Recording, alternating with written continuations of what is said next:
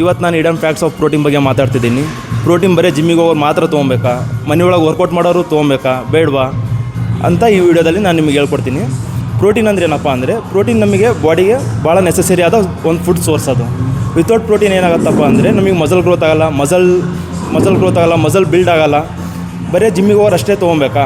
ಇಲ್ಲ, ಮನೆಯೊಳಗಿರೋದು parents 30+ aged people's ಇರ್ತಾರಲ್ಲ, ಅವರು ತೊಗೊಬೇಕಾಗತ್ತೆ. ಎದಕ್ಕಪ್ಪ ಅಂದರೆ ಏಜ್ ಆಗ್ತಾ ಬಂದಂಗಲ್ಲ ಅವ್ರದ್ದು ಪ್ರೋಟೀನ್ ಇಂಟೇಕ್ ಏನಾದರೂ ಕಡಿಮೆ ಇದ್ರಪ್ಪ ಅಂದರೆ ಅವ್ರದ್ದು ಬೋನ್ ಡೆನ್ಸಿಟಿ ಕಡಿಮೆ ಆಗುತ್ತೆ, ಮತ್ತು ಆಟೋಮ್ಯೂನ್ ಸಿಸ್ಟಮ್ ಕಡಿಮೆ ಆಗುತ್ತೆ, ಅಂದರೆ ರೋಗ ನಿರೋಧಕ ಶಕ್ತಿ ಕಡಿಮೆ ಆಗುತ್ತೆ, ಮತ್ತು ನರ್ವಸ್ ಸಿಸ್ಟಮ್ ವೀಕ್ ಆಗುತ್ತೆ, ಮೆಮೊರಿ ಪವರ್ ವೀಕ್ ಆಗುತ್ತೆ. ಇದೆಲ್ಲ ಪ್ರೋಟೀನ್ ಇಂಟೇಕ್ ಕಡಿಮೆ ಇರೋದ್ರಿಂದ ಇದೆಲ್ಲ ಡೆಫಿಷಿಯನ್ಸೀಸ್ ಆಗೋ ಚಾನ್ಸಸ್ ಇರುತ್ತೆ. ನೀವು ಪ್ರಾಪರಾಗಿ ಒಂದು ಪ್ರೋಟೀನ್ ಇಂಟೇಕ್ ಏನೋ ತೊಗೊತಿದ್ರಪ್ಪ ಅಂದರೆ ಇವೆಲ್ಲ ನಾವು ಅವಾಯ್ಡ್ ಮಾಡ್ಬೋದು.